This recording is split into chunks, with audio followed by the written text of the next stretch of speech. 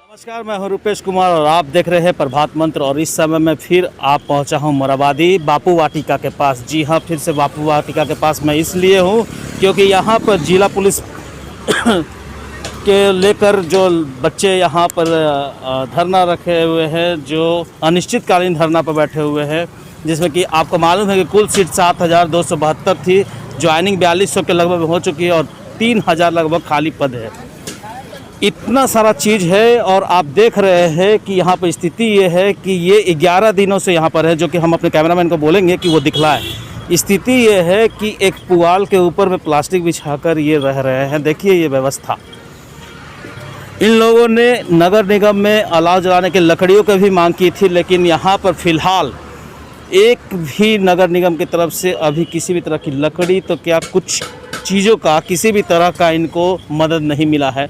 आप देख सकते हैं कि भिक्षा मांग कर ये खाना भी बना रहे हैं, खाना खा रहे हैं, लेकिन कल के बाद से इन्हें प्रशासन ने बोला है कि अब जो है भिक्षा आपको नहीं लेनी है। आखिर भिक्षा नहीं लेंगे तो ये फिर खाएंगे कैसे? अपने घर से क्या कोई आंदोलन करता है? आज हर जगह आंदोलन हो रही है, बड़ी बड़ी आंदोलन हो रही है, कृषि आंदोलन हो रही है, इतनी बड़ी आंदोलन है। अन्नदाताओं ने वहाँ पर किया हुआ है इतना बड़ा आंदोलन। और यहाँ पर आप देख सकते हैं कि अपने हक की लड़ाई लड़ने के लिए यहाँ पर अभ्यर्थी अपना अनिश्चितकालीन धरना पर बैठे, लेकिन इस पर किसी का फोकस नहीं है। इस पर किसी का भी फोकस नहीं है। आप देख सकते हैं कि बहुत ही स्थिति दयनीय स्थिति है इनकी। किसी भी तरह से ये मांग छांग कर अभी खा रहे हैं। और आप देख सकते हैं कि हमारे कैमरे में कि एक पंथ होकर ये खा रहे हैं। कोरोना काल है, कोरोना काल में इतनी सारी आप देख सकते हैं अव्यवस्था। जी हाँ, ये अव्यवस्था ही बोलेंगे क्या? कोरोना काल में बोला जा रहा है कि एक दूसरे से चिपक के बैठने से या फिर दूरी ना रखे तो कोरोना फैल सकती है। तो अभी जो हो रहा है ये क्या हो रहा है? क्या सरकार को इस पर किसी भी प्रकार की रणनीति नहीं बनानी चाहिए? क्या सरकार इस पर किसी तरह का फैसला उनको नहीं लेना चाहिए? आखिर क्यों राज्य सरकार की आंखें बंद है? आप देख सकते हैं और हम आपको रूबरू करवाएंगे। यहाँ पर जितने भी अभ्यर्थी हैं उनसे रूबरू करवाएंगे, उनसे बात करवाएंगे कि उनकी दशा क्या है, क्या वो हार मान रहे हैं। तो हम कुछ ही पल में इनसे बात करते हुए आपको रूबरू। मेरा नाम अतुल कुमार सिंह, हम लातेहार जिला से आए हुए हैं। लातेहार जिला से। अतुल जी, आप लोग कुल मिलाकर 11 दिन आज हो चुके हैं जी। 11 दिनों में हम भी देख रहे हैं कि आप लोगों ने बहुत शांति से और बहुत ही सभ्यतापूर्वक अपना आंदोलन छेड़ा हुआ है जी। और आपने भिक्षाटन तक भी कर लिया जी। लेकिन क्या आपको लग रहा है आगे क्या, मतलब सरकार आपकी कुछ बात सुन रही है या कुछ आपको 11 दिन में कुछ रिजल्ट आया है? देखिए, हम लोगों ने बहुत ही बड़े आस उम्मीद के साथ हम लोग विश्वास करके हम लोग धरना पे बैठे थे कि सरकार अपने तरफ से हमें कोई ना कोई रिस्पांस समझते हुए हमें आगे का कदम उठाने के लिए हमें सुध लेंगे। लेकिन अभी तक सरकार के तरफ से हम लोगों का कोई जिम्मेवारी नहीं दिखा, कोई हमारे पास नहीं आए कि 11 दिन तक हम कैसे ठंड में रहे हैं। और ये धरना हम बता देते हैं कि हम लोग का तो अनिश्चितकालीन है, पर अगला कदम हम लोग का ये है कि हम आपके न्यूज़ के माध्यम से हम कह देना चाहते हैं कि हम राज्यपाल से और यहाँ का डीसी से हम लोग अनुमति लेना चाहते हैं और हम लोग आगे भूख हड़ताल करना चाहते हैं, अनशन करना चाहते हैं। जब तक हमारी मांगों को सरकार नहीं समझती है, जब तक सरकार के द्वारा हमारे पास कोई सूद लेने नहीं आते हैं, हम अगले दिन से भूख हड़ताल करने के लिए हम राज्यपाल से अनुमति चाहते हैं और यहाँ के डीसी से अनुमति चाहते हैं। तो आप ये बताइए कि जब अभी तक इतनी चीज़ें हो चुकी है उसके बाद अभी तक सरकार ने सूद नहीं लिया, तो क्या लगता है कि आपको कि आप आमरण अनशन पर जब जाएंगे तो आपकी बातों को सुना जाएगा? शायद इसीलिए तो हम लोग राज्य के राज्यपाल से अनुमति लेना चाहते हैं। शायद उनके जरिए सरकार को ये लगे कि हम लोग का मांग सही है और इनके मांगों को समझना चाहिए। और जब हम भूख हड़ताल पे जाएंगे तो भूख हड़ताल मतलब अनशन, हमारे पेट में एक भी अन्न नहीं जाएगा। अगर हमारे साथियों में से किसी का कुछ होता है भगवान ना करे किसी को कुछ हो, लेकिन भाई दुबे किसी को कुछ होता है तो सारा जिम्मेवारी झारखंड सरकार पे होगी। जो पिछले 11 दिन से हम लोग अनशन कर रहे हैं, लेकिन आज तक उनके मंत्री परिषद से कोई भी व्यक्ति देखने नहीं आए कि हम मर रहे हैं, जी रहे हैं, क्या कर रहे हैं। बहुत आस के साथ हम आपको मौका दिए थे साहब, लेकिन आज आपने हमारे उम्मीदों को कम करते जा रहे हैं। अभी भी आपके पास हमारे आंखों में विश्वास है, हमारे दिल में विश्वास के साथ हमने आपको मौका दिए थे। आपने बाकायदा हमारे जिला पुलिस अभ्यर्थियों को विपक्ष में रहकर आपने वादा किए थे कि हम सत्ता में आते ही आप लोग को मांग कर पूरा करेंगे, लेकिन हमें उम्मीद टूटता जा रहा है, बिखरता जा रहा है।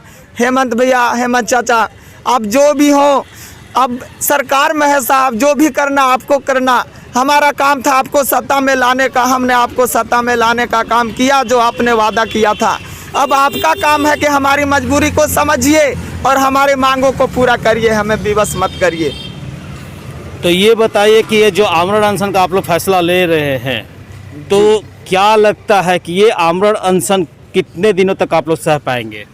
ये आमरण अनशन देखिए, हम लोगों ने जिस ताकत के साथ वैकेंसी को अटेंड किए थे, जिस उम्मीद के साथ सारे नियमावली को, जिस ताकत के साथ सारे नियमावली को हमने पास किया था, तो हम अभी अनशन करने जा रहे हैं। तो हमें यही दिखाता है कि हमारे शरीर में जब तक सांस रहेंगे, जब तक हमारे दिल धड़कता रहेगा, तब तक, जब तक हम यहाँ जिंदा रहेंगे तब तक हम आमरण अनशन करेंगे। जब तक हमारे सरकार सुन नहीं लेते हैं तब तक हम आमरण अनशन करते रहेंगे। काफ़ी जगहों पर ये चर्चा हो रही है आप लोगों के बारे में, आप लोगों के विषय में, कि भाई ये जो आमरण अनशन है, सॉरी ये जो ये आपने अनिश्चितकालीन धरना प्रदर्शन किया है, ये एक तरह से बस टाइम पास है, ठीक है? ऐसा लोग क्यों कह रहे हैं और आप लोग को क्या लग रहा है, क्या इसी कारण से सरकार आपकी तरफ लाइट नहीं ले रही है? ये टाइम पास है साहब। हम लोग इतना रांची जिला से कर एक गुजरती है और यहाँ इतना ठंड है, रात को हम लोग एक चादर में रात बिताते हैं, टाइम पास है। हम उनसे कहना चाहते हैं जो ये कह रहे हैं कि ये टाइम पास है, कृपया हमारे साथ एक रात गुजार करके देखें, उनको पता चल जाएगा कि ये टाइम पास है। उनको समझना चाहिए कि हम 24 जिला से यहाँ पर आकर के मरने पे मजबूर हैं और वो कह रहे हैं कि टाइम पास है। हमारे साथ एक रात गुजारिए, आपको पता चल जाएंगे कि ये टाइम पास है। आपकी जो लड़ाई है, आपका जो आप हक मांग रहे हैं, क्या उसका कोई एक पुख्ता सबूत आपके पास है जहाँ पर ये चीज़ है कि हाँ इस चीज़ की लड़ाई हम कर रहे हैं? बिल्कुल है, बिल्कुल पुख्ता सबूत है। विज्ञापन के कंडिका साथ में साफ साफ लिखा है कि पहला सूची निकलने के बाद बचे हुए सारे सफल अभ्यर्थियों का दूसरा मेधा सूची निकाला जाएगा।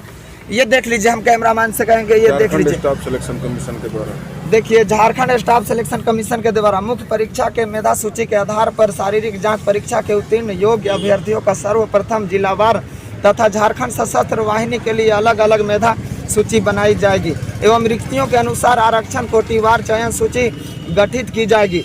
इसके पश्चात सभी जिलों तथा वाहिनी के शेष मेधा सूची के अभ्यर्थियों की एक समय की मेधा सूची बनाई जाएगी। तो ये क्या झूठ है? अभी तक नहीं बन सके। ये हम अपने से बनाए हैं, 3 साल से वेट कर। ये जेएसएससी के तरफ से विज्ञापन में लिखा गया है, कंडिका साथ में आप साफ साफ देख सकते हैं। क्या ये झूठ है? अगर झूठ भी है तो सरकार के तरफ से हम कह रहे हैं कि आप आन के बोल दीजिए यहाँ पर पहुँच करके कि ये झूठ है, आप लोग चले जाइए। वो भी तो नहीं करते साहब, पिछला 11 दिन हो गया, इतना में अगर झूठ है तो वो भी बोल दीजिए कि आप झूठा हैं, आप भाग जाइए यहाँ से। हम लोग चले जाएंगे, पर आप साबित करना होगा कि हम झूठ हैं। तो ये थे छात्र जिनकी आंदोलन अब रौद्र रूप ले रही है। अभी तक ये एक शांतिपूर्वक धरना पर थे, हो सकता है आने वाले दिनों में ये भूख हड़ताल की भी सोच रहे हैं, और तब तक ये भूख हड़ताल करने की सोच रहे हैं जब तक इनके शरीर में जान है। तो क्या सरकार नींद से जागेगी? क्या माननीय हेमंत सोरेन जी की इनकी बातें वहाँ तक पहुँचेगी? इतनी सारी मीडिया, इतने सारे लोग इनकी बातों को पहुँचा रहे हैं, उसके बावजूद भी अगर एक नेता प्रतिपक्ष के लोग नहीं आ रहे हैं तो बताइए आखिर होगा क्या? इन युवाओं को आप देख सकते हैं जो हमारे कैमरे में दिख रहे हैं, ये युवा क्या करेंगे? क्या इन्होंने पढ़ लिख कर उग्र आंदोलन का रास्ता अपनाने के लिए पढ़ाई की थी? ये सवाल है। ये सवाल है कि क्या ये युवा भीख मांगने के लिए पढ़ाई कर रहे थे? ये सवाल है। क्या ये युवा कल के डेट में जिन्होंने अभी हाल फिलहाल में बोला कि अगर हमें नौकरी नहीं मिलेगी हमारे बारे में अगर नहीं सोचा जाएगा तो हम उस रास्ते को भी अपनाएंगे जिस रास्ते में ये लोग जाने से कतराते हैं। तो बताइए, क्या इन युवाओं के चेहरा पर आप देख रहे हैं कि ये पिकनिक स्पॉट या किसी भी तरह की ये गतिविधि, दूसरी गतिविधि में यहाँ पर आया है? ये कैमरे में हम आपको दिखाना चाह रहे हैं। जी नहीं मालिक, ये जो लड़के हैं, ये जो विद्यार्थी है, वो अपना हक लेने आया है। आने वाले दिनों में क्या होगा, कैसे होगा और क्या होने वाला है, पल पल की रिपोर्ट प्रभात मंत्र आपको देता रहेगा। इस आंदोलन पर हमारी नज़र बनी रहेगी। कैमरामैन एम के साथ रुपेश कुमार। Audio Jungle.